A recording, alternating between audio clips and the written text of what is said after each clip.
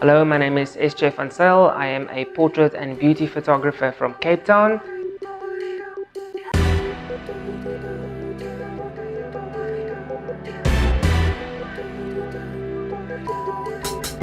My journey with photography started when I studied graphic design, and during my studies I realized that I was more interested in creating images and doing photography than I was in doing graphic design. So that jump-started my interest, and I studied makeup design after that, and I incorporated those skills into creating the images that we are now creating today. I tried to copy a lot of different photographers that I was following, and I realized that even though I was nailing the technical aspects of the photos, they weren't making me happy and it wasn't feeding my creative soul and spirit. So what happened is I packed away all my studio lights and I went back to natural light, and I started learning everything I could learn about natural light and shot like that for a very, very long time. And it was when I was doing this and I stopped looking at other photographers and embracing natural light that my work came alive. That is also about the time that I bought my Fuji, and the magic of the colors and the contrast that I got with that camera was beautiful. So I would say my style of photography at the moment is portrait based, but it has a timeless look to it. It's not studio heavy, it's very soft feathered light. I would say the closest thing that I would probably compare it to is the work of Annie Leibovitz, Sue Bryce. Love, love, love.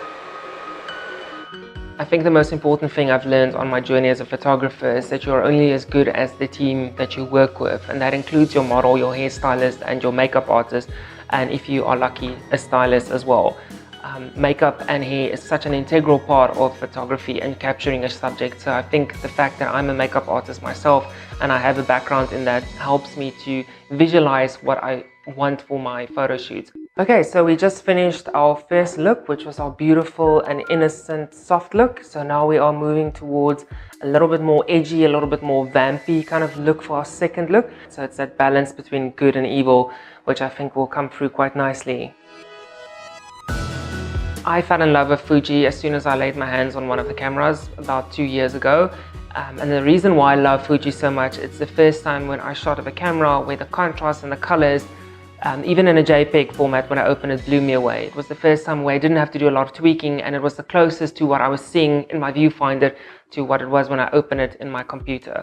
It also has a lot of tweaks that I love. It's got a live viewfinder, so when you are changing settings, you can see what's happening with your image in a live view mode, which saves you a lot of time. So when you are changing your shutter speed or your ISO, your f-stop, you can see all of that changing in real time on your viewfinder.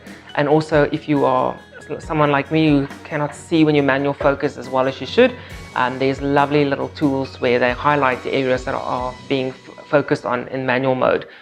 So you don't have to need like a microscope to see if something isn't focused by turning, your focal point. So I think that makes a massive difference for me.